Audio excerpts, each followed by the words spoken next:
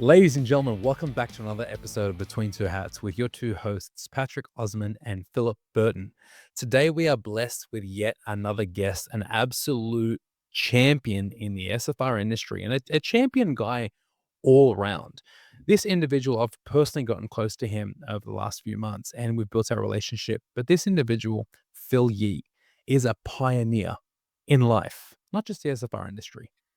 We've got 1 second, Phil. I'm still doing the introduction. We've got a Navy we've got a vet on our podcast today. We've got an ex McKinsey consultant. We've got the ex head of marketing for Omni Hotels. We've got an ex head of ancillary services and customer experience at Invitation Homes. And now this individual is CEO and co-founder of Starship Residential, which recently invested into Utility Valet. Yes, we Phil did. Yee, welcome to Between Two Hats. What an introduction, Pat. Thank you so much. It's an honor. Ever since I saw an early episode of what you guys are doing, I was like, man, I need to get on that. That's on my bucket list. So Yes. excited to be here.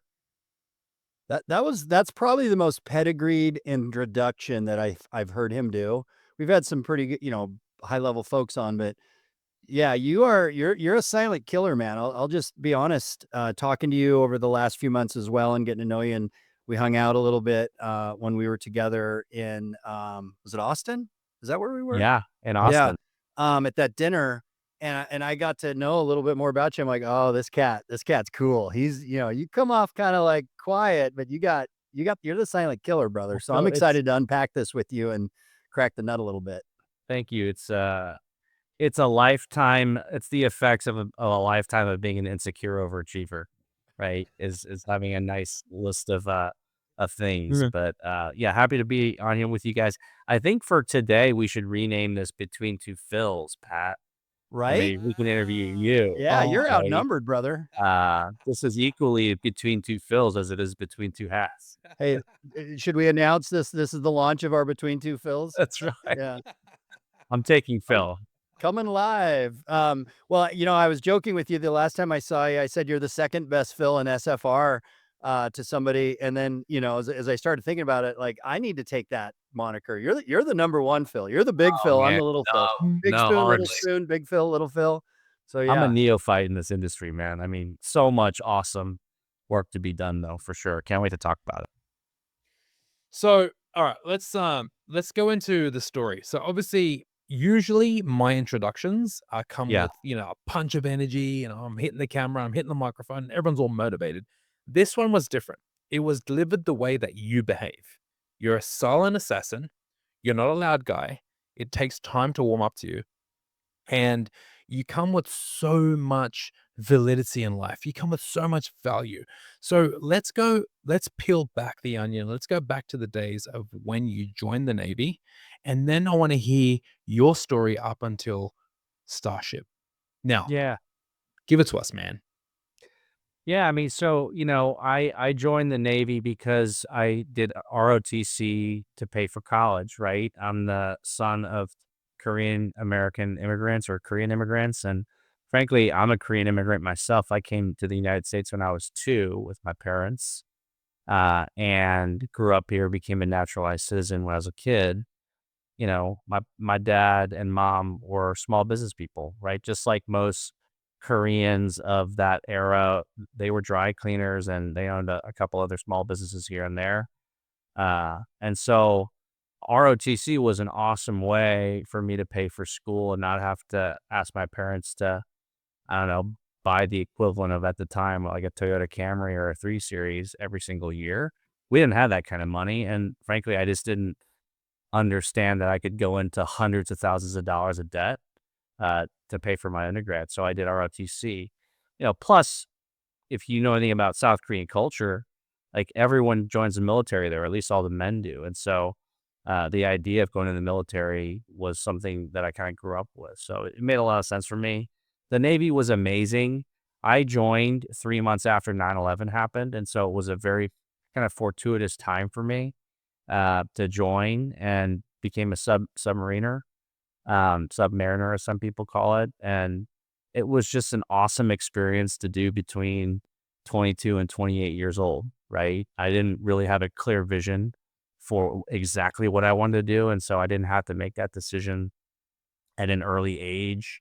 It was a job I couldn't quit. It was a job that at the time, and I would say even now, folks were very, in this country, like people are great to veterans, right? That wasn't always the case. Like if you know folks from back in Vietnam and stuff, Oh, like, yeah. you got Demonized, spit on right? when you came home after watching your friends die. And so, we live in a golden era to be a military veteran. And so I just loved it, man. It took me all over the world. Got to run around on nuclear submarines with nuclear weapons and go and make a ton of mistakes and learn to shave on the Navy's face as a young leader and as a young man. That's a great term. I like that. Yeah, it was awesome.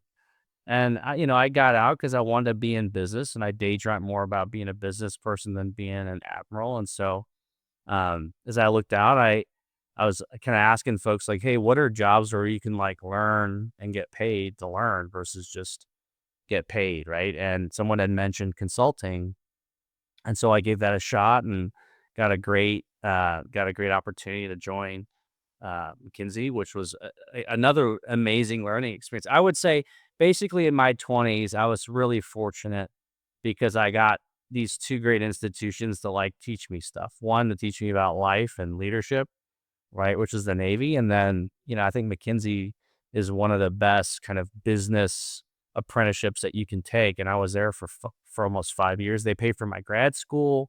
They gave me a great job. Um, I got to meet a So ton of really weird and smart folks, and like So it let was me just an just awesome interject. decade. Let me interject it real quick. So obviously McKinsey is one of the top consulting firms on planet Earth, right?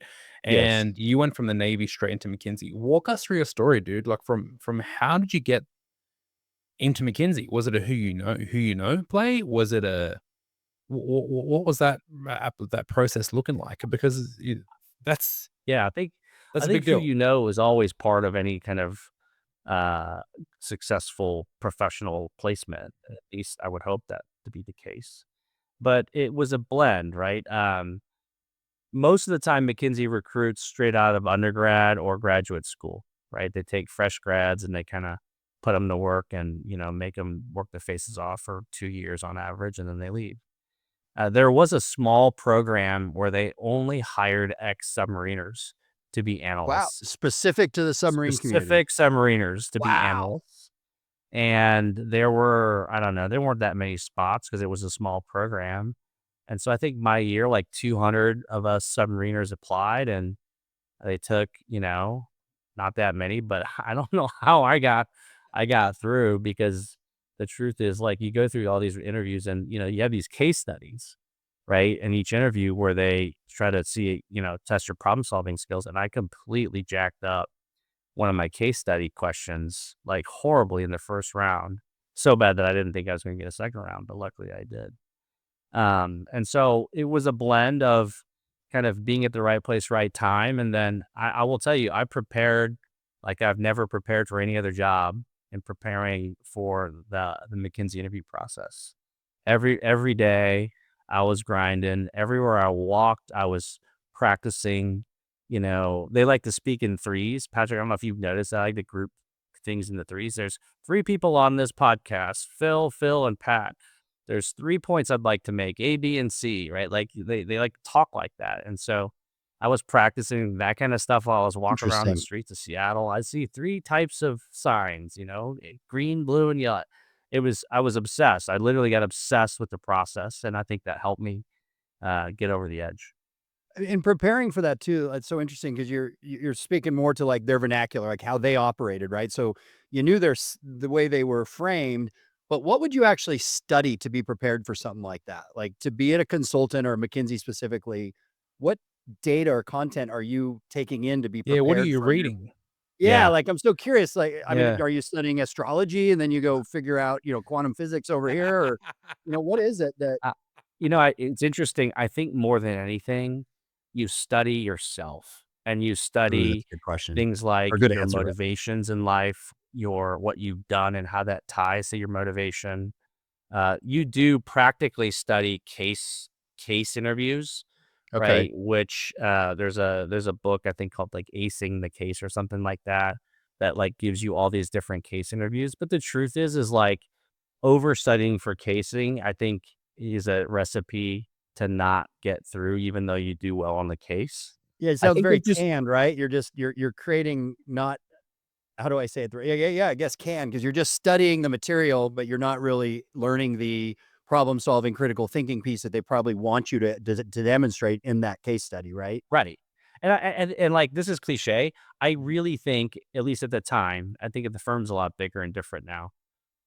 They're looking for people that are like them. They're looking for people Yeah. that they wanna go and spend 4 days on the a week on the road with, having dinner every night and Yep. staying up till whatever, God knows how late in a team room working together. And so, if you're smart and dull, and they have a choice between someone who's smart and dull, oh, yeah, there he is, and someone who is smart enough and maybe less dull, I think they're gonna pick the person that they wanna spend time with, that they think will be decent in front of a client, and not just be all Excel and PowerPoint. Dude, that's so powerful, especially and, for companies like McKinsey or, I've worked around the Blackstone folks. I came from Yeah, Merrill Lynch in the finance side, and big companies tend to want groupthink, right? That seems to be their default when they get big is we need everyone to think the way we do, and we can cram everyone into our box, and the power of bringing people in that you align with and want to be around, but not necessarily think the same is so key because if you're traveling together, you're working together and you're working on projects and you like the people you work with, you're more open to trust and to put yourself totally. out there and be vulnerable, which means you're going to challenge ideas. You're going to be more bold in your speaking because you like each other and there's trust there. And I think you generate way more uh, work product out of that that's valuable than just, "Oh, yeah, I agree with you because you're my boss," Yeah, you're willing to totally, challenge it. The totally. I second what Philip just said, and just for the viewers, right? Philip is the a really attractive male stripper with the cowboy hat. That's Philip. And I then woke up Phil sexy again. Phil is Phil Yee, That's it, there he the is. really strong Navy SEAL. That's Phil. Yeah. That's I right. second what you just said, Philip, and the reason why, bro, is because you two are exact proof of what you just said. Because I work with both of you guys, I've cut deals with both of you guys, and because we genuinely get along, we have a mutual respect. That's We it. are all motivated to get to the finish line so much more quicker. Conversations are easier. We want to Yeah. partake in them. We forget that we're doing business together because we genuinely get along at the same time. So I That's Totally. it. respect that. Eh, It's such a I'll it's simple. People buy from people they like. People work harder for people they respect and like, That's it. and that comes from just showing up who you are, being authentic to yourself, and then, if and understanding the culture, I think, and we can talk about this a little bit down the road, but the equity you create isn't always the equity is equity ownership in a company. It's the people around you. And if you don't align with them, it's not worth it. I mean, at the end of the right. day, not everyone has that luxury to leave a job. They might need the paycheck, but if you can look quickly and identify that these are not the folks that I align with or I want to really be in the trenches with, or in your case, be locked in a tube at 2,000 feet below the surface with, get out, get Totally. yourself out of that deal and go find the people you want to hang out with because you'll be way more happy and way more productive. Yeah, I'll share with you guys my only McKinsey framework for this podcast because God knows consultancies and consultants love frameworks, and my one of my favorite equations or frameworks that I learned when I was in consulting was what they called the trust equation, which is trust equals credibility times reliability times intimacy divided by self interest. And the terms are those four terms. Like, we know what credibility is. Like, do you know what you're talking about?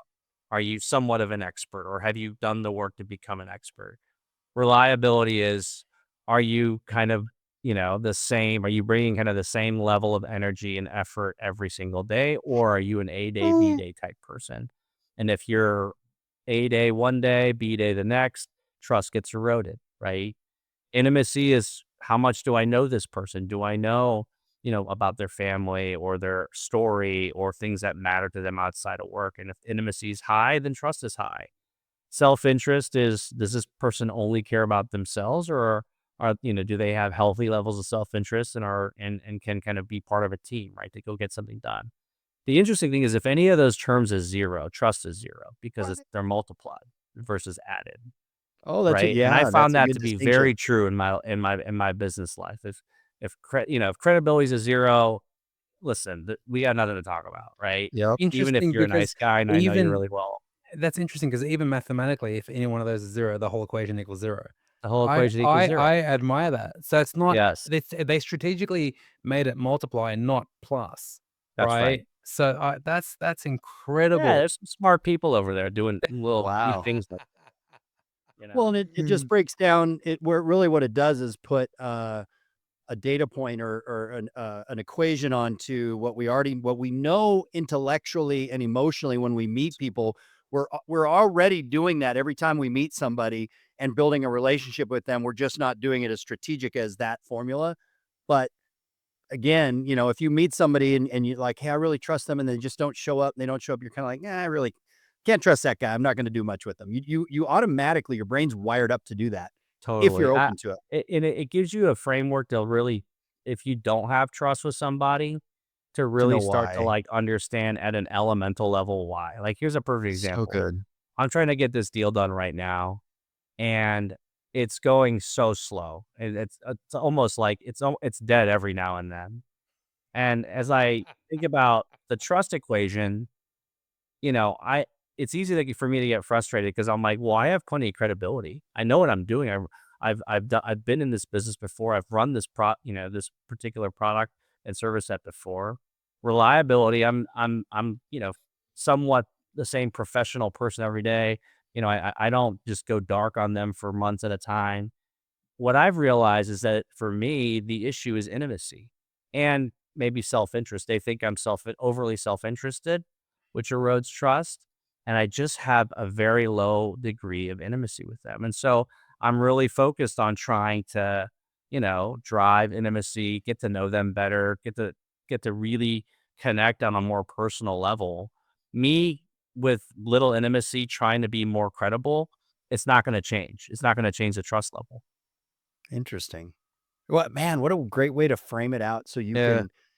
you can evaluate what's happening and know where you need to pick it up a little if you want to, right? Like these are on both sides of the equation, the person that's judging you or evaluating you and yourself, what you're doing. If you let's say you just can't be more intimate. Like some people just don't connect there, being upfront and aware of that with somebody saying, "Hey, the trust that we're going to create, if it's totally required on me to be super intimate and vulnerable with you, I'm going to struggle there. But I'm super credible. I'm very reliable. If those matter to you, we can work through that." So you create. Right. It's almost like having a disc assessment, right? Where you know what somebody's the high eye, and but that gets kind of goofy when you talk to people like that. It's almost off-putting, I think, is people get scared by it. But this If is you walk into a room and start talking disc to someone who doesn't know it, they think you're an oh, absolute freak of nature. yeah, it's like, "Hi, I'm here from the Church of Latter-day Saints," or "I'm a Yeah. Jehovah's Witness," you know? Yeah. You have 52 minutes for me to Yeah. talk to you about something you don't wanna hear about right now? It's like, yeah, I'm a DI. No way, I'm an Yeah, ID. And then two people get yeah. along, but you tell And someone then you're a DI and and then they Pat look on just you and goes, they, "I'm a DICK, baby." yeah, Dick. yeah, I can be. I promise you I can be. Oh, that's so good. Oh, that's funny. So Oh, So, it's yeah, so that's crazy. uh that's okay. that's the firm McKinsey in a nutshell, is So the you trust spend some. I equation. mean, we can spend a lot of time on McKinsey, but let's move on to from there. You spend some time. You transitioned into marketing at Omni. Is that Yes. correct? Well, yeah, I transitioned into so at McKinsey I focused on consumer and retail, Yeah. right? So I served retail companies, consumer companies Big on a companies, like, what was the big market size? big companies like Okay. all were publicly traded. The folks that could pay McKinsey their stupidly Yeah, high fees, right? gotcha. And so I was serving, we don't disclose clients, but just big companies that are household kind of names and all Fortune, He's whatever, vomiting. right? And you're just trying to help them, save some money or make Yeah. more money, in most cases. How So I real focused quick on that, and then real that quick on led that, me. though, I'm sorry, I wanna ask you this real quick on that. So you're in there and you're consulting to these companies that think they know what they're doing, but they hired you for a reason. How difficult was it to get them to listen to your recommendations if they went against what the grain of the company was? Yeah. Was there buy-in? It depends on who you're talking to. I think most cases, like the CEO hires McKinsey, right? It's not the VP of XYZ, right?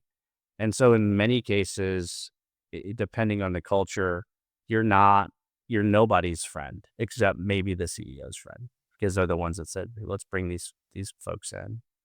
Gotcha. And in many cases, because that trust factor is low, right? You might have the right answer. 2 + 2 = 4, guys. Here's an Excel model on a PowerPoint presentation that talks about it. And people are just like, yeah, don't care. Yeah, don't Don't want to see really care that. because I don't like you, right? Yeah. Those elements, my intimacy with you Shit. is negative or 0. So So, your intimacy with the CEO is high because the CEO is trying to solve for a problem. He right. outsources the solution, outsources the problem to you guys, hoping to you guys drive a solution. You walk into the organization, deal with someone who has no intimacy with you, and probably no level of motivation to work with you, right?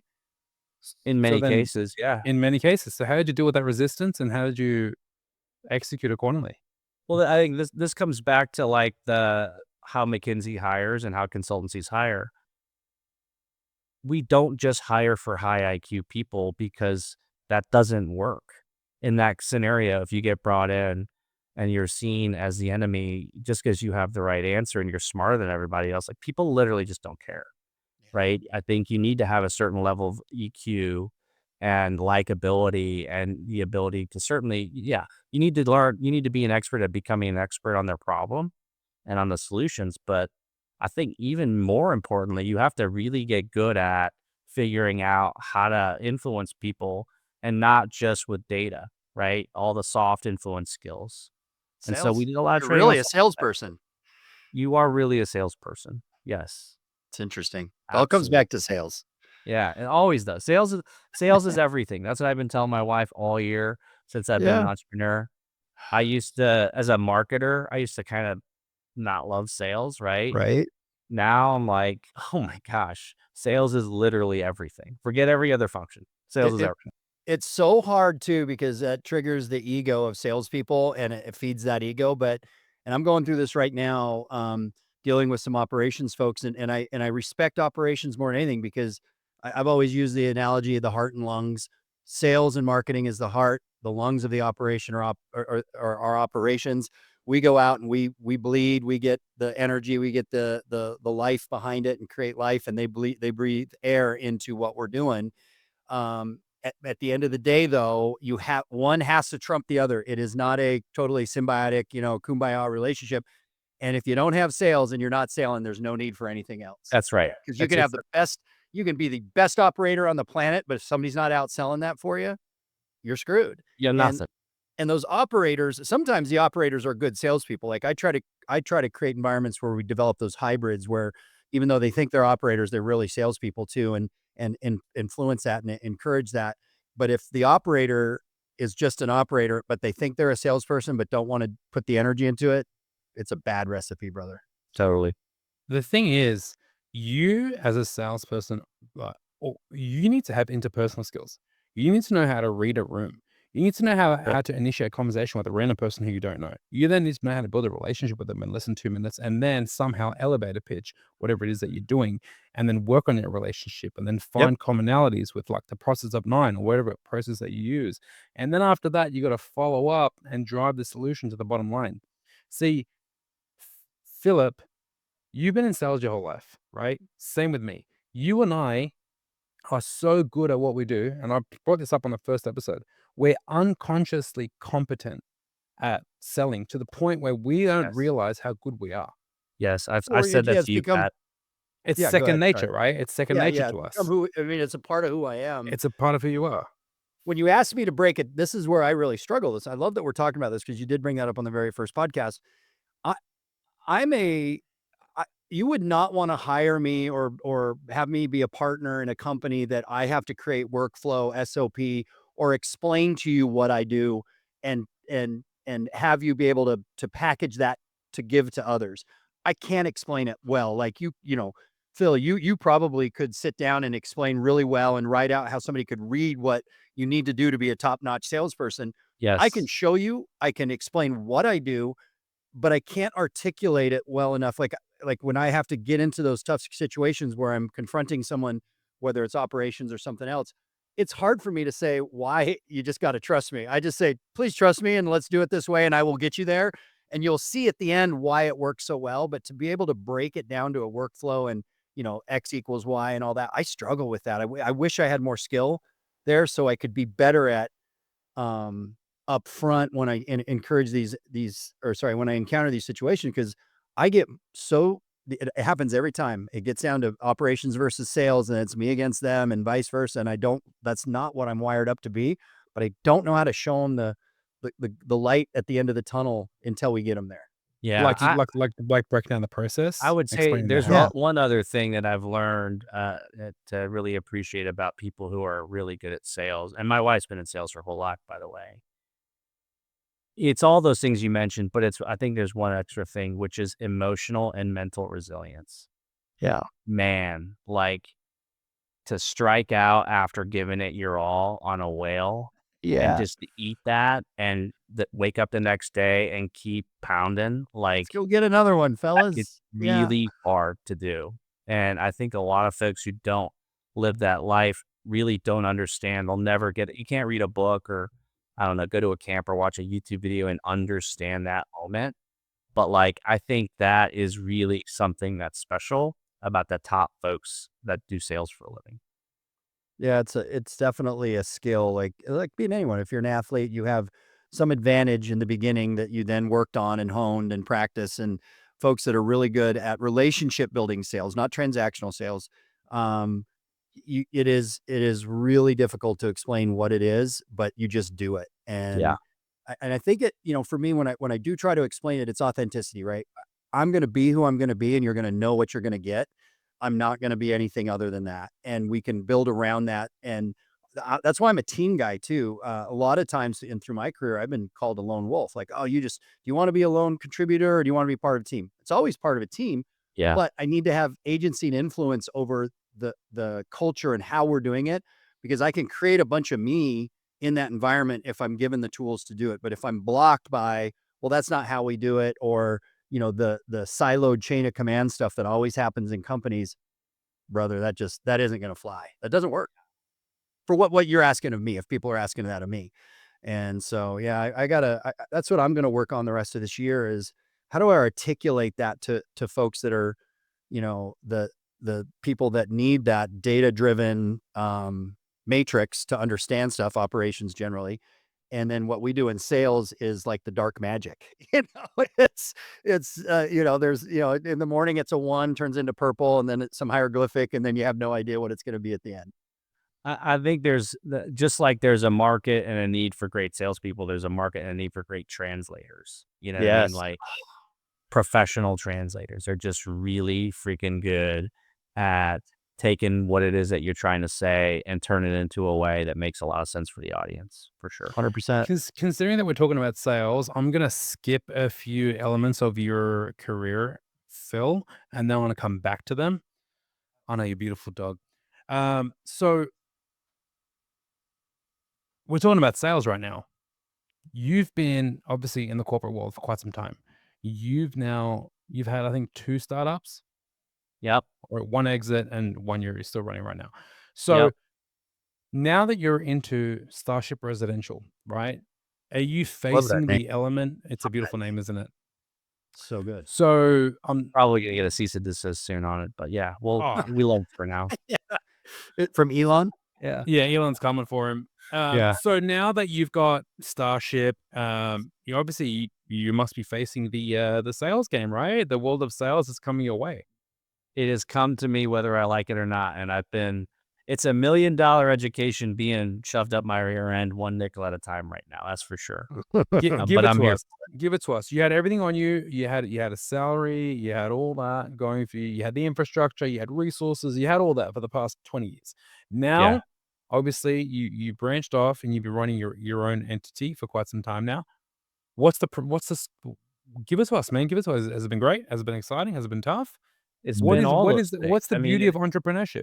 it's been the highest of highs, and frankly, in some cases, it's been the lowest of lows, right? And I think that's the game in entrepreneurship. My dad was a lifelong entrepreneur, and I used to bust on him all the time. And as a kid, and be like, "Dad, why can't you just go be like a VP at company XYZ, like my friend's dad's, and he used to, tell me about entrepreneurship and all these things that I wouldn't listen to, right? One of the things that I loved that he said was like, "Hey, where's your name on the paycheck?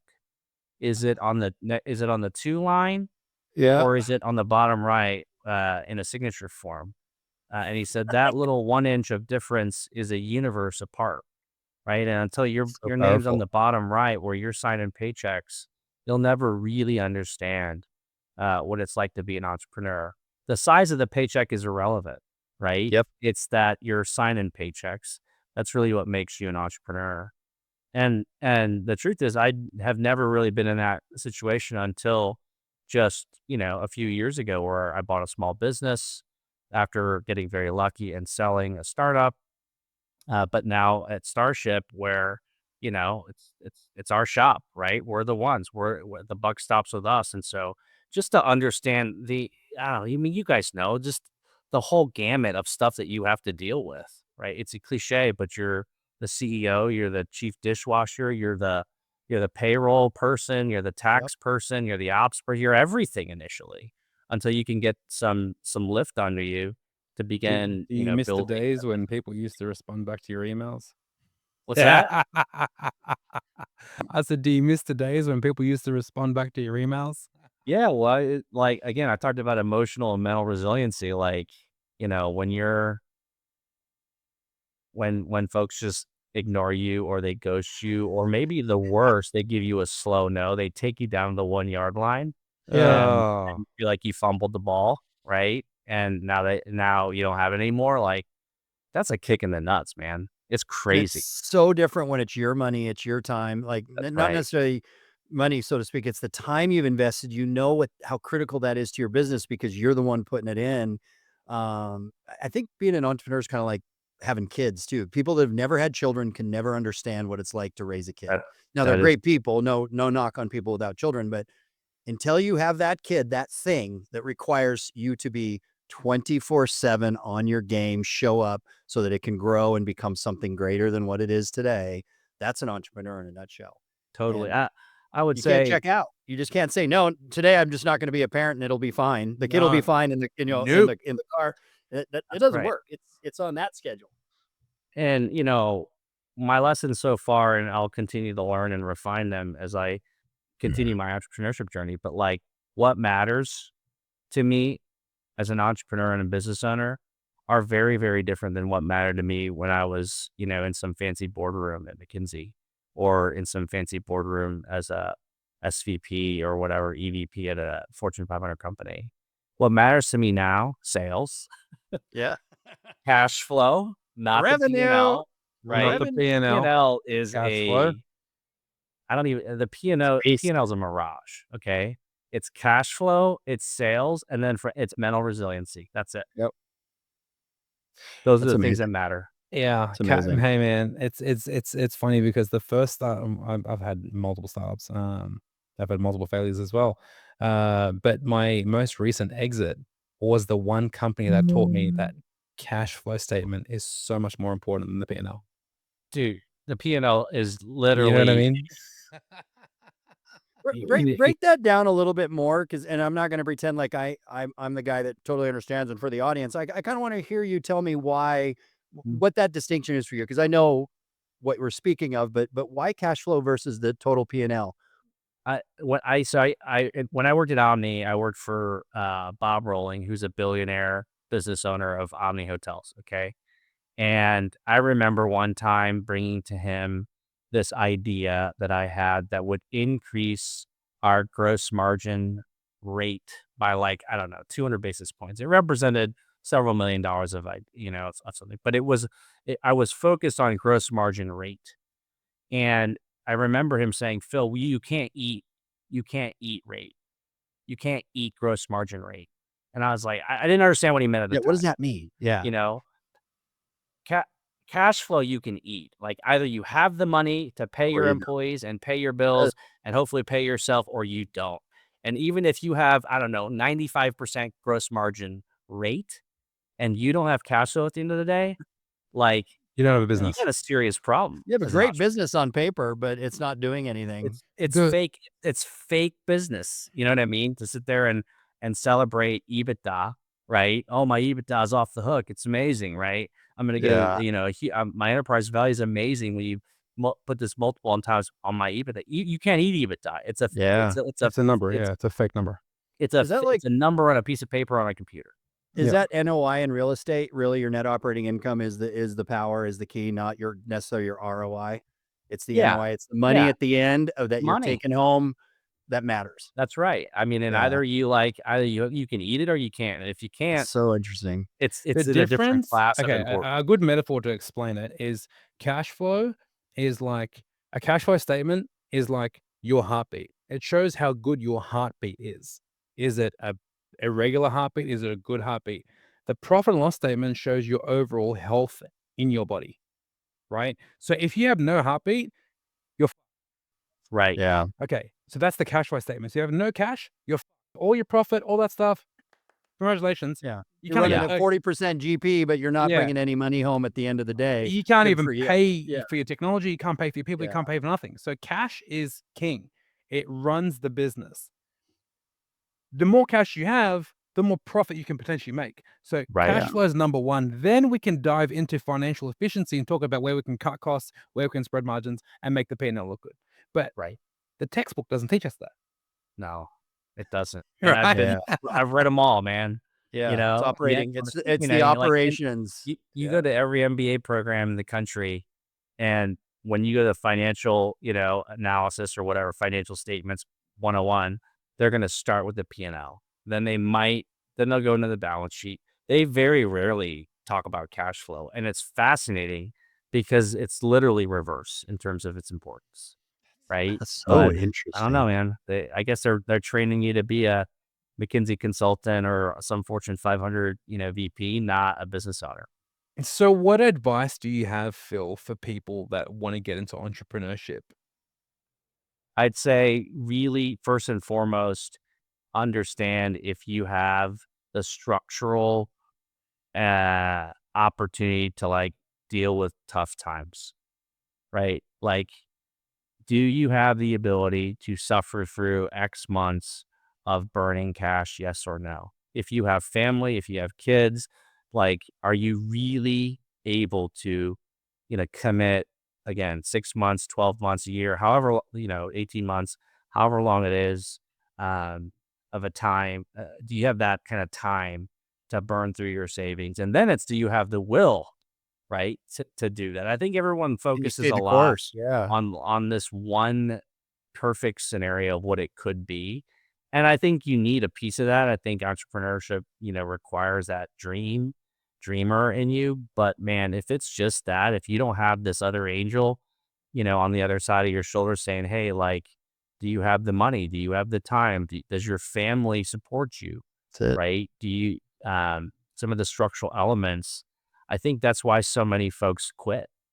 Is they don't quit because the dream went away. They quit because the hard times showed up and they didn't think through really what that would do to them and their family. And so they're like, listen, I can't do this. And listen, I get it. I think it's not not every startup can and should be successful, right? But I find that a lot of folks end up tapping out because they haven't thought through some of those things. Um, the other thing, I'd say get really freaking comfortable with selling. Because if you're not selling a There it service is. or a product, you're selling your idea to That's it. somebody all the Mhm. time. You're And if you're selling not, your vision to your employees, you're selling your vision to your investor, you're selling yeah, your vision, you're selling your product or your service to a customer potentially. yep, It's all sales. it's all sales. That's interesting. Hey, Philip, I want to transition quickly towards you. You dabbled into the commercial real estate space, right? Yeah, so I've had commercial properties. My journey is very interesting. I've had high wealth, low wealth, high wealth, low wealth. I've got the risk taker entrepreneur gene. I haven't always had the P&L cash flow management, rock star gene. And so, for me, it's a very I love this topic because I'm wired up. as an entrepreneur and a risk taker. That is who I am. But Totally. I've got the clarity to realize I need a partner that has the business acumen and I think you might have said it, Phil, discipline, right? Discipline equals freedom, brother. And to have the discipline to make those decisions and to put the money where it needs to go. I lack that personally when I'm working for someone. This is so interesting. I was just thinking about this weekend. This is so odd that we're going down this path. If I'm dealing with your stuff, I'm a rock star because I have some innate due diligence, fiduciary responsibility that's different than for myself because I can't lose your money. I can't put you on the street because you're trusting me with it. So I operate differently. I have a whole different way of looking at stuff. When it's mine, let's roll the dice. Let's see what happens. So I'm way more open to taking risk for me than I am if I'm dealing with your stuff. And so that being a true entrepreneur, as I get into some other stuff that I'm doing right now on the side, I'm still, I have a JOB. I work for Preferred. They're great guys, Yeah. group of people. But I have some stuff I'm doing on the side, and it's very entrepreneurial. And I'm bringing other, as opposed to me saying I got this and I can do it and I can take it. I'm just bringing some people in that can do the stuff I can't or don't want to do, and I'll do the things that I'm really good at, and then together we build this thing, and who knows what it's going to be. It's exciting. The team Yes. aspect of it is really, really interesting to me. And Phil, to go back to something you said too with the support, timing is also everything. I'm 54, and if I looked at my wife and said, "Hey, we're going to risk everything on this idea that I have because I'm an entrepreneur," she's going to go, "Pew, not going to happen, brother." That's right. But That's at 20 or 17 or 19 or no kids, no family, if it's just you and you can live in a cardboard box or sleep on the street if you have to, or in your car, go for it. Take the risk because that's the time you can learn if you've got the chops and you're not risking anybody else during that period. totally. Timing's I huge. just one sec, bro. And Phil Yee's going to appreciate what I'm about to say. Ray Kroc at 54 was selling multi-mixer I know. machines. Yeah, I know. He Yeah. then came across the idea and then refinanced his house, and his wife was so pissed. Oh yeah. And he left that bitch real quick. Oh yeah. Yeah. 100%. Yeah. Once he made it. The original McDonald's guys didn't work out too well for them either. But it is true, and it's funny. Like you were talking about the support and having that family. You see all these cop shows, right? Where the wife or husband, whoever is the cop and not the cop, well, you're always gone and you're never here, and it crumbles you. Well, you knew what you were when you got together with me. They need to do a show about entrepreneurs and their wives or husbands on that side because they really are in it with you, and they have to understand.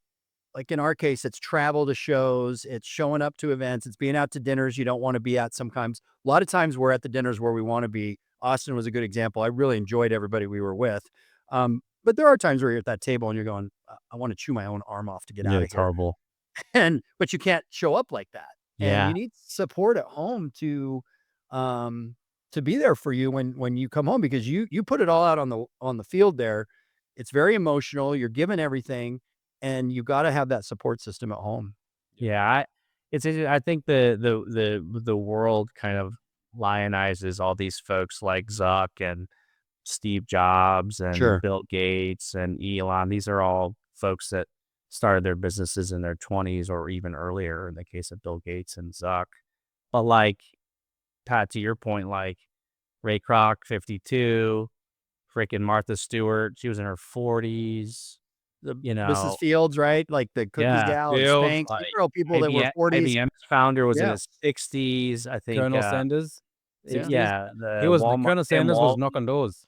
Yeah, Sam Sam Walton Walton was 50, started- right? Yeah, he was in his mid 40s. Just so there's it's we love the profile of the young, 30 under 30, whatever Yeah. person that's just this superstar.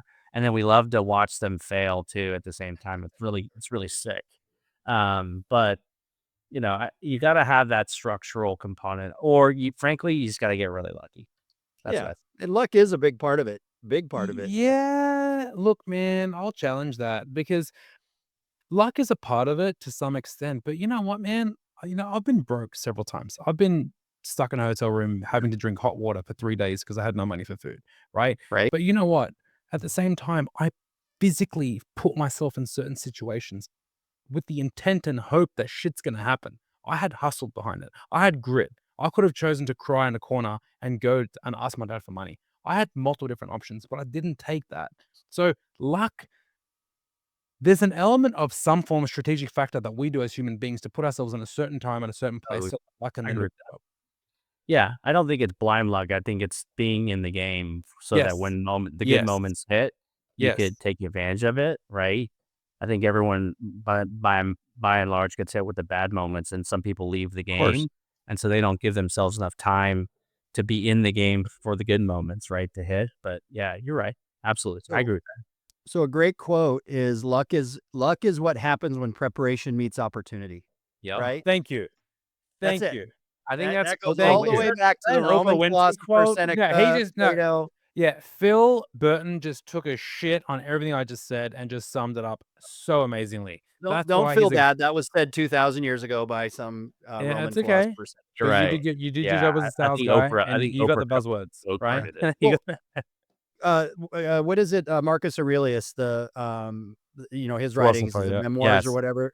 Yes. Meditations. Meditations. Yes. If you go back to that, there is nothing new that we're going to come up with that hasn't already been done or said to us or has been said about how this stuff really works. And, it gets packaged up a different way, said a different way, but it's all been through the history. It's been shown to us how you get things and being prepared, showing up, working hard. They can call that luck if because you showed up, you worked really hard and your IPO crushed and you sell out for a big multiple. Well, that's not luck, even though it looks lucky because the timing of it, but you created it by being prepared and showing up and working your Right. ass off. And That's right. yeah, only Eh, people see the entrepreneur when the times are good. They didn't see the first 10 years when, to your point, Pat, you're, borrowing money for food or, having people help fund, pay your bills. And then all of a sudden it gets good and people only see the good times. They're like, oh, that's easy. You're making all this money now. Give it to me.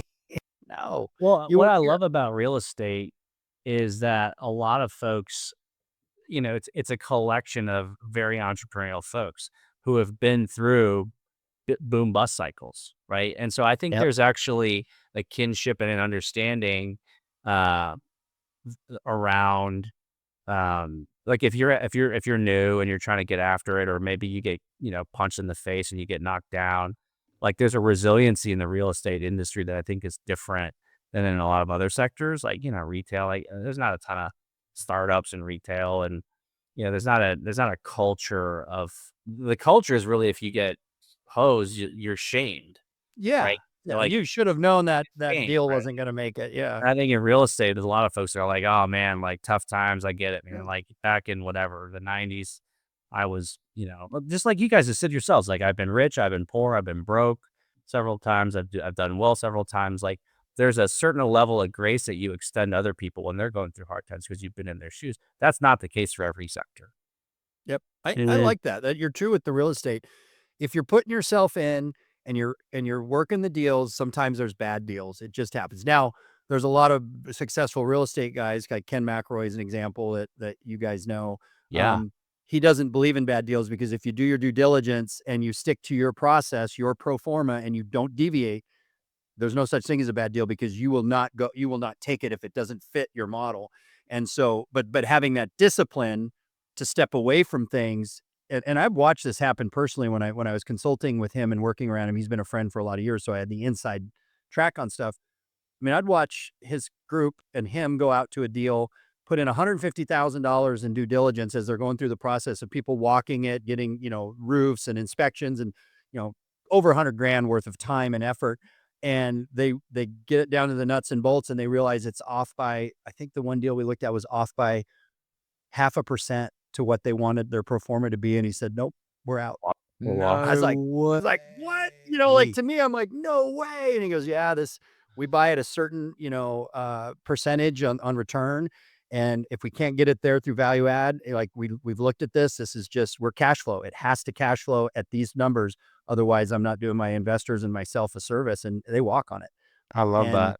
and it taught all the people that trust him. And that's why he can raise money so easily. Yeah, That this guy's going to walk and not just put us in bad deals to be doing deals. So many people do deals just to do deals. you I get hate deal that. fever, man. Yeah. You're just Yeah. trying to get to the end. You're trying to get to the deal dinner. Dude, it's So, all the it's so all the commercial brokers and finance guys at these conferences we go to, or more of the multifamily side, and they're deal chickens, man. They're just "Burk, burk, burk, deal, deal, deal." They're walking around the lobby. They all look the same. They have the vest, the tan, deal chickens. I'm like, hey, since we listen, I love deals, man. Obviously, you're a deal the guy. You're the a deal beauty, junkie.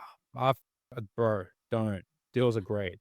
If I could get paid to sit, I swear to God on my life, I promise you, if I get paid to sit in the boardroom from 7 a.m. to 7 p.m. in my suit, and people are just coming in, I'm cutting deals every hour. That's my Pitching. fucking dream, bro. That's Shark Tank, bro. Oh, bro, Yeah. just negotiation, just number crunching, breaking down value prop, looking for it. Oh man, I love it. Talking about deals, let's transition the conversation. Starship Residential recently cut a deal with me. So Yeah. I want you to tell us, who is Ooh, Starship? who got What the do you better side of the deal? That's what I want. Who won in that deal? I think I I think won. it I'll was be in a honest. it was a win-win, but look, I'll let Phil talk with his microphone. So what is Starship, and what was the deal that you guys cut with Utility Valet Yeah. recently? So what is Starship? Starship, first of all, fundamentally believes residential real estate, it's a consumer business. This whole asset first paradigm thing, I'm not saying it's not important. Of course it's important. But for it to be the only thing and of utmost importance, I would say the residential real estate industry is just already in far behind all the other sectors, but it's going to get left in the dust in the 21st century. So first and foremost, Starship's kind of fundamental belief is that consumer experience is a really important North Star. We call it residential experience, right? It's a consumer business. And so we invest in deals, there's a deal word. We invest in companies and we invest in projects that share that thinking and are doing things that are more futuristic, right, around great consumer experiences versus the old school way of, oh, well, we've got a lease, and so they have to pay us no matter what. Like that thinking is obsolete. Yeah, that made your dad rich, but it's not going to make you rich in 2025 and beyond. When we met Pat and we saw Utility Valet, what did we see? We saw a 21st century residential real estate business, right? They got great, clean tech. And most importantly, they're actually like bringing awesome experiences to residents. It's in a narrow focused way because they're helping people alleviate the freaking giant headache of setting up your utilities when you move in, right? Which happens to be now, according to, I don't know, these studies, one of the more stressful days of your life. But like it was just so clear and simple what they were doing. And when you couple that with Pat's vision and our ability to add value to that vision around building a bigger platform of other services that they can manage in a way that actually helps residents have better experiences, there's So actually a really good business huge. model there. So for us, it was really clear that Pat's thinking about things in a futuristic way, not a past way. He's not bound by I don't know, the history and oh, this is how we've always done all that kind of stuff. He's obviously very, very good at making relationships and selling. And so it became all kind of lights were green for us to make our most significant investment of 2025 into Utility Valet. It's gonna be a rocket ship. I can't wait to see what happens with this thing. I think, a lot of people are gonna have a lot of fun putting a dent in this industry, and my sense is they'll make a lot of money too. Philip Burton, if you don't mind, I just want to take the stage for a second, brother. I know that we are using our platform, our Between Two Hats platform for this, but Phil recently launched something extremely exciting at Utility Valet, and I'd love to give the microphone to Phil to learn a bit more about. Bro, tell us about what was launched last week. Obviously, you are the chief commercial officer now of Utility Valet.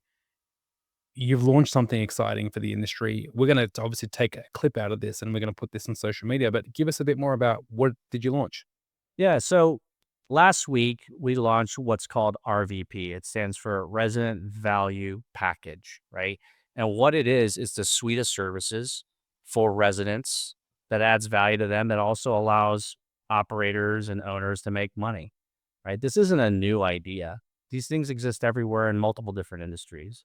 But what we found was that property management companies, they really want to focus on things like property management, leasing, maintenance.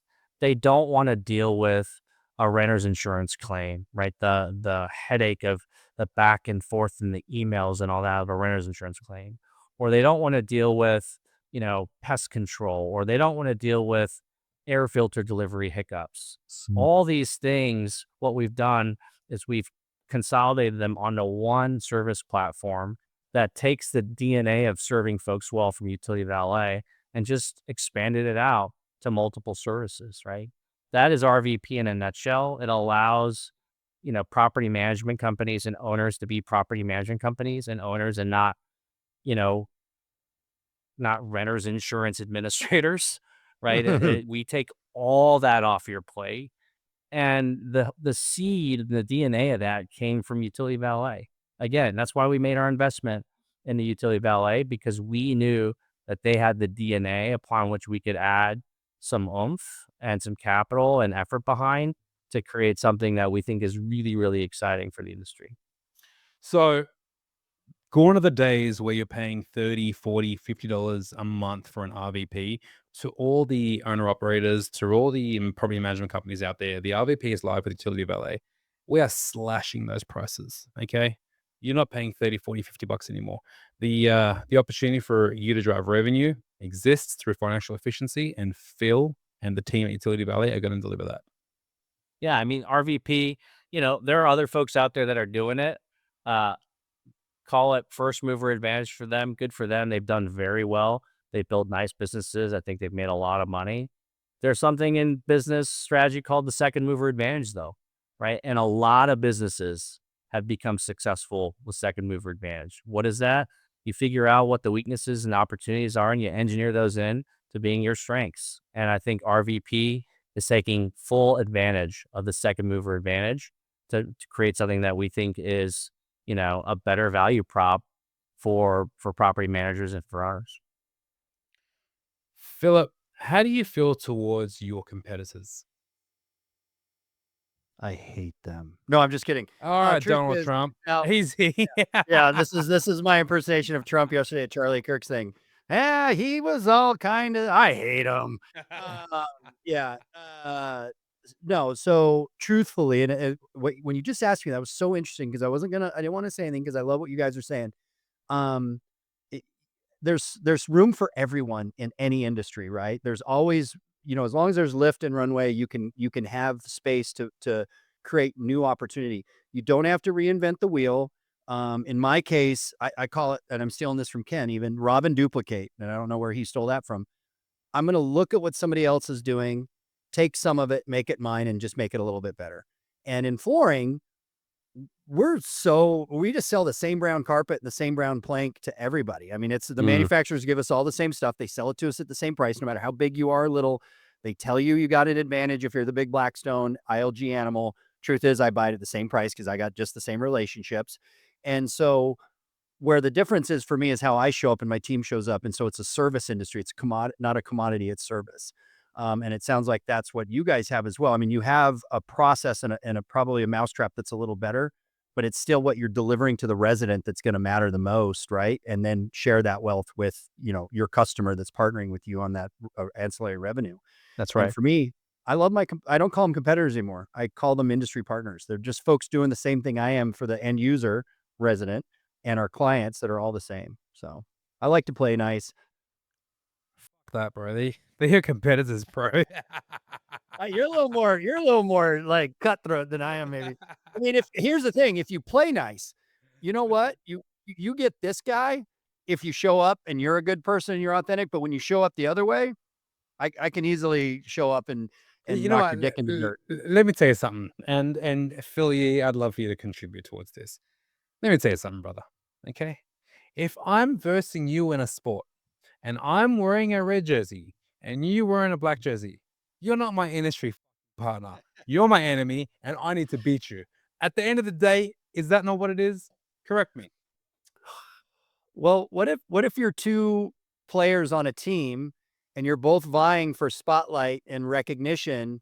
Do you want your that you want the team to win, or do you want to get the spotlight at all costs because you're going to come out What on did your president say on stage yesterday?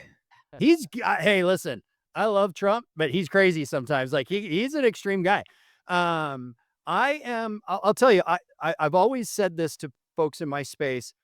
I'll kick your ass on the field. Like that's a great analogy. Out when we're going against each other, I'm going to kick your ass up and down the field. But at the end of the day, I'm going to go have a beer with you if you're a good person, and we'll But have that fun doesn't doing it. mean that you don't view you're just saying that you don't hate your competitors when you're Yeah, off no, field. okay, good distinction. I don't hate, but I am Perfect. trying to win. I want to Perfect. win for sure. Yeah, winning is I everything. also think that so here's the I think sports is a wonderful analogy. War is a wonderful analogy. Yeah, But there's zero-sum games. There's only one winner, thank you. right? I use that all the And time. I think in business where there might be some nuance is if you do have a singular winner, like let's just say we take all the market share for ancillary revenue services. The next utility valet is going to show up, right? And take 100%. third mover advantage and chip into us, right? And Yep. so Yeah. I think there's something around creating symbiotic relationships. Listen, I want to beat our competitors as much as the next person, but like I don't know if it's zero-sum game because all that does is it creates a monopoly situation that then invites new competition. That's Which it. is fine. Yeah, it's Ride the wave while you want it. That's ride the self-fulfilling lightning. prophecy. If you create something that you think is unbreakable, someone's going to come break it. Yeah. But being the best in class, right? That's what I strive for. I want to be the best in class and know that there's still market share for others, but they're not going to have mine. If I want it, I'm keeping it, and you don't get it unless I want to share it. And and I think there's very few industries. I don't know, maybe they're out there that truly have that monopoly. There is just one, and that's it, and there's no room for anyone else.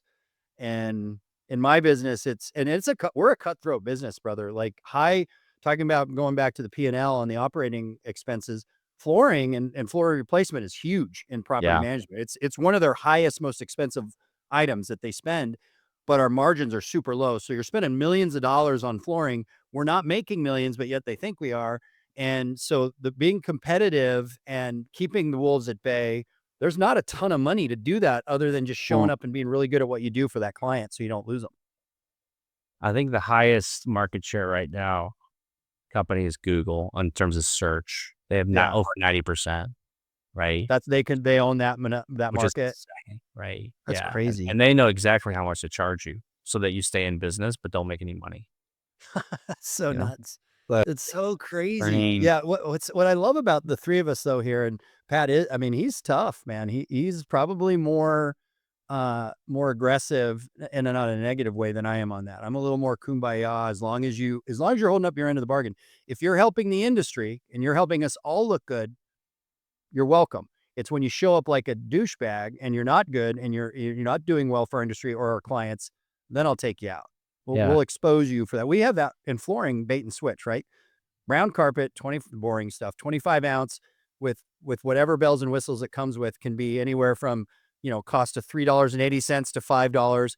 And it all looks the same. And you would not know what I'm putting in your house. And if I'm buying the $3.80, but I'm telling you, it's the $5 and I'm charging you accordingly, man, that is bad for our business. And it happens every single day with people out there. Bait and switch.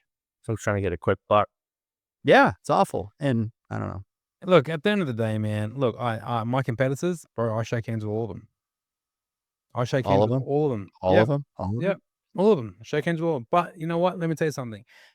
I've had multiple times where clients will come up to me and say, hey, I'm using 1, 2, 3. I don't want to use them anymore. You think I want to say, no, go away? I will gladly Yes, that's take that account. You know what I mean? I think we're saying I the shake same hands with thing. them. I shake hands with them. I'm not okay, I'll tell you a funny story. I'm at a conference once, right? And it was a quiet period. And then one of my competitors comes over and we're just chatting. And he looked at me. I'm not going to mention his name out of respect, but he looked at me and he said, so what's the next big move? I word for word said to him, I've got to be the biggest idiot to answer that question to you. Yeah. Word for word. And then he looked at me, he's like, and he word for word said, oh yeah, you're right.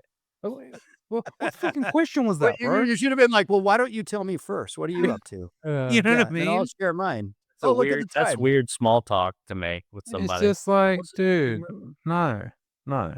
I see it all the time. I'm gonna hesitate saying this because I use the shit out of it, but my competitors post all the time on social media what they just picked up and who they got. That's the first person I call, and when I look at that, I go, "Oh, that means they're making moves, they're growing, they need more flooring help." I'm not Yeah. gonna my entire, like, probing or what do you call it, prospecting strategy is from somebody else's LinkedIn, I'm like, "Thanks. Picking Oh, up oh, great. what you're It looks like a lot sharing. of business is going down in Memphis. Need to open in Memphis. Thanks for that." I mean, Like, it's seriously, just in a lot of ways, I wanna keep RVP in stealth mode. We can't because we Yes. need to make sure that our potential clients know that we're in business, but, like, you know, Don't play your shouting it hand, from the right? rooftops is in many cases, you Right? know, a much a ego play as it is a business development play, you know? Silent killer, you know?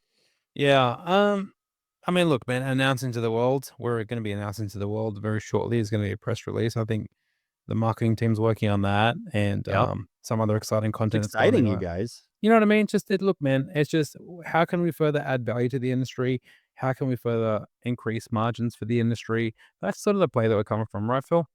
Yeah, I mean, listen, the industry needs more competition. They need more choices. That is very clear, right? When they want more choices, they need more choices. And so we're simply giving that to them. And along the way, we also found how to create what we think is a better mousetrap, right? So I'm excited Mm. for it. Um, all right, Philip Burton, you're gonna like this story. You're gonna really appreciate it. So Phil Yee and I, we've obviously grew our relationship over the past X amount of months. And we've done road trips together. And every time my assistant books me a trip and I see who's coming with me and I see Phil Yee, I am so excited because it's the greatest time. We genuinely get along. By the way, Genuinely. I'm holding an M&M's thing because I have Amazing. ADD, so I'm just squishing this the whole time. Love it. Anyway, so long story short, so Phil, share with us the story when you were talking about positions of power and how CEOs should behave. All right. Yeah. And then get into the Japanese. Dude, let's go for it. Yeah. Listen Yeah. to this. So, what do they say? Like 60, 70% of all communication is nonverbal, right? And I like to study nonverbal communication cues, right? And I was we were at a conference and Pat was downstairs talking, negotiating a deal, right? And he texts me. He's like, "Hey, come down. We're talking to so and so." So I come down, and when I show up, it's kind of it's a tense moment, right? Pat hammering this guy about stuff, and so I sit down next to him, and Pat's like leaning forward, hammering with all these questions. He's very quick, right, on his questions and on the math, and the guy's kind of on his back heels. And so instead of me joining in and just doubling up, so in guerrilla culture, if you show your armpits like this, it's like a position, it's a threatening and like a power move is to show your So armpits. great. So if you're a silverback gorilla and you're real big and you want to scare guys off, you just like you put your hands up like this and you show them your armpits. So I just lean back in my seat and I just show 'em my armpits like the No. off paths just grow. Oh my god, And yes. afterwards, Pat was like, "Dude, what were you doing? Like, why are you just sitting there? You weren't joining in on the conversation." I was like, "Pat, I Buddy, was you have giving no him the idea what gorilla I was doing. armpit move," and he's like, "Gorilla armpit? What is that?" I was like, "It's a position of power or authority." It was But great. Phil Oh, leaned back like he didn't give a f and he was just what all Phil needed was a bucket of popcorn because I was Dude. this guy gave me a proposal and I just was like, I tore his company brand and proposal and product to shreds because it made no sense.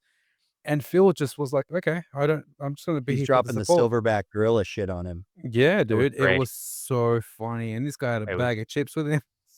What it was what's well really lit. what's really great about it is the other big move is for them to shit in their hand and throw it at him. So that was what was coming next. Thank God this guy got the message because Phil's like, "I'm all in. Yeah, I'll let it well, go." I'm getting ready to. No, Yeah. it was Hey, So, that was just well 5 minutes of a 2-day trip, man. Like oh my it's god. a zillion of Um, those. so let me tell you this real quick. This is personal on this. So I do hot yoga a lot, right? and I have my spot. I know everyone, whatever. And you get some new folks or whatever. And I'm not a territorial person, but I know that it still shows up in my DNA. And when you're getting ready before class, everyone's kind of getting their mats ready. And I don't like to get right down because I'm ADD like Pat. And so I'm always standing there, I'm stretching, I'm doing my thing.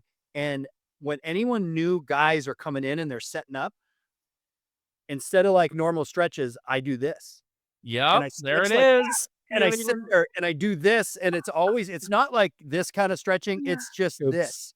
That's And I it. didn't know why I was doing it, Phil. And as you're telling that story, I'm like, oh my God, I'm somewhere I've learned that, and it's in my reptilian brain somewhere, my gorilla brain. That Totally. is me when new dudes come in or setting up. That's It's right. that You sit there that's in it, power No pose with like this. way. buddy.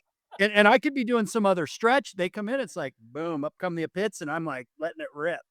That is a trip that you just said that. That's awesome, man. I love that. Yeah. Hey Yi, what about? Wow. Can tell us about in the Japanese culture.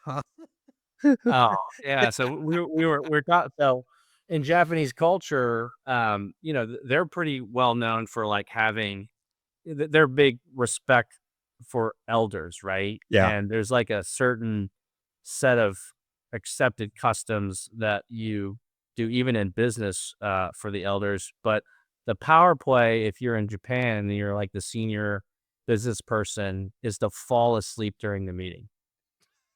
That's what you do. So if you're That's like the senior amazing. person in the meeting, in Japan, it's very, very okay just to start nodding off and be like, Oh my "I'm so bored. lord. This isn't worth my time. You peons, I'm take a nap right here." It's just Oh catch. my God. That is incredible. I've seen Pat do it on our podcast. I've seen him almost fall asleep on our podcast. There was one person that was boring. I fell asleep. Oh my But God, that's so man, interesting. I'm gonna can you try that in my imagine? next meeting. Listen, Imagine I'm Japanese. You just can't tell. just falling asleep. So I actually looked into that, Phil. I went down a rabbit hole. You did. And so what it is, it's apparently it's a behavioral trait that's been passed down in Japanese generations where the CEO, the boss, would close their eyes and enter a zone of meditation. Now, that could be fancy words for they fall asleep, Yeah, right? it's like I'm just resting my eyes. Sure. Sure, Yeah. fella. The Oh, Japanese culture people edited the Wikipedia article Yeah. so that they yes, don't like they're Yeah, being. exactly. that's Oh my funny. God, that's amazing. Phil, you're solid, buddy. I knew it. I could tell. Phil comes. I call him he's like my walking encyclopedia. Dude, legit. I'm glad to hear you guys are invested as partners because for the longest time I thought Pat was your, Make-A-Wish guy. You're just bringing him around to show him the business. I'm like, oh, they're in this together now. Like this makes more sense. We're Bring your yoked kid to up. work day. Phil's bringing Pat along. This is what the big boys do. Yeah, This is we're what we yoked do up over here. now. It's Yeah, I'm excited. I mean, listen, like Pat and his company are a dream come true investment, right? And that's awesome. I'm shocked and embarrassed for everyone else that didn't pick up on this earlier. But I love that we were able to do a deal and join forces. Well, I'm- Phil, Pat, can I toot your horn real quick? yeah, brother. I'm so sorry. I tease you a lot and it's fun because it's what I get to do. I've been fortunate enough to know you long enough that I've been around you as you're building some of these deals. I've got some trust with folks that allow me to be around you and you allow it.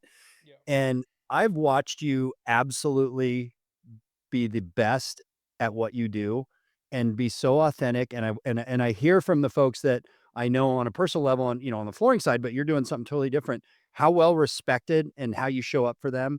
And it's really cool, to mimic what Phil's saying. You're legit, brother, and what you're bringing to the table and what you're doing for people has value. You're changing the landscape, and you show up, and you really know what you're doing. You're a smart guy, and you're authentic, and that's pretty rare. And I get to see it firsthand. It's really cool, and I don't get paid to say that. So I'll jump onto that, Phil. I mean, Pat to me, his profile is like tailor made for this industry, right? He's got an incredible nose for value, right, and understands that that's important. But then he's highly relational, right? And anyone that knows him or has spent time with him understands that piece. And then he's like fearless, right?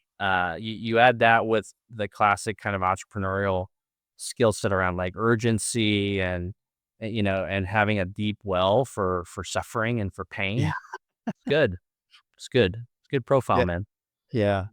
Very cool. I Well said. appreciate you guys, both you guys, so much, and I appreciate you guys sticking around. You know what I mean? And me doing It's fun to business with watch, you brother. guys. But and the thing is, we're all learning from each other, right? We're all learning from each other. Like, Burton, I learned so much from you, bro. Like, just the way you communicate, the way you cut jokes, how quick and how fast you are in regards to your communication. Like, it excites me. You know what I mean? And I can't stop about how much I learned from you. So it's a pleasure and honor to do business with you guys. It's an absolute win for all of us, to be honest with you. You know, It's an Awesome, amazing brother. era. What a great time to be alive and in business together. 100%, bro. 100%. But yeah, look, Phil Yee, we are grateful for your investment and grateful for your partnership, for all that you've done for our company so far. Extremely grateful, and we're going to go to brand new heights.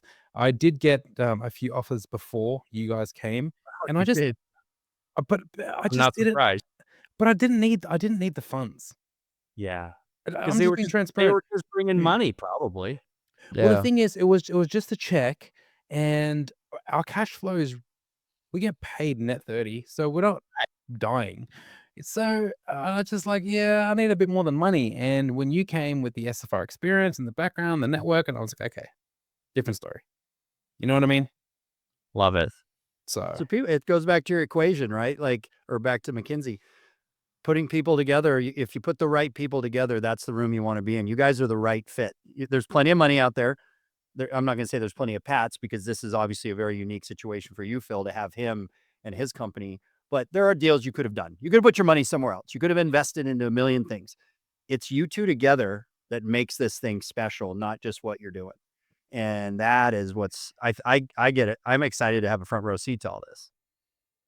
yeah. Phillip, I'm so excited to meet you through this, by the way. I've really enjoyed the early friendship that we've got, and I'm looking forward to Fun. many, many more dinners and hangouts after dinner. There you go. We need to go shoot some guns together too. I know you. Oh, you're a big deal there, brother. Yeah, we could do a whole nother hour on that. Yes, that'll be our Yee is next a episode. very big gun guy. Yeah, I You yes, he wouldn't is. think it. You look at, the first thing when people see me, they don't think, oh, gun guy, gun enthusiast, but boy, You know your stuff too. There's no he- joke. Yeah, that's it's my really level. cool to hear you talk to folks, and yeah, pretty neat. I want to be able to, before I wrap up this podcast, I just want to be able to share a quick photo um Oh on the man, podcast, right? I can't wait to see. I think I know which is. This photo it took place recently, and it just shows so much about the relationship that we got going on. Let me pull it up here real quick, you guys. I'm gonna share two photos. One's gonna be relating to Phil 1, and the next photo is gonna be Oh relating to boy. Phil 2. Oh boy. Oh boy. Phil 2 is Burton. Phil 2, I received this photo from you a couple of days ago. This is one of my favorite. I love it. I'm so glad. But first things first is let's just share this one. Okay. This is a photo of me and Phil Yee we are in Philadelphia. So Pat and Phil in Philadelphia. And it's The funny city of because brotherly love. we look like a gay couple with their first child. Let's see it. Let me just Really share it. pretty cool, groovy gay couple. Yeah, Multiracial. All the yeah, Hunter, you're checking all the boxes in this we're deal. like, Yeah. Oh, hold on. there There it you is. go. Oh my God, that's so good. That we look like this You're so proud of. cheesesteak. Is that a calzone? What is that? It's a Philly Cheesesteak, Oh, cheesesteak. it's a cheesesteak Pat. Oh, I see. Yeah, there you go. You are so proud of your baby. We're like holding But a little baby. But the importance behind this photo is that there's Pat and Phil at Pat's King of Steaks in Philadelphia. Yeah, Oh, How do that's you go wrong cute. with that? it's I mean, you like the don't. world was just coming together for us, man. That's Oh amazing. That was man, it's one of Pat, I didn't tell you this. You what? know that little dog that came and we petted right before we Yes. left? That Yes. dog pissed on my shoe. No. And I still had a great night. I've never had anything piss on my shoe. That dog pissed on my shoe, my suede shoes, as you could tell, they're not even leather. Did the dog have a purple jacket on by chance? Is that one of your competitors?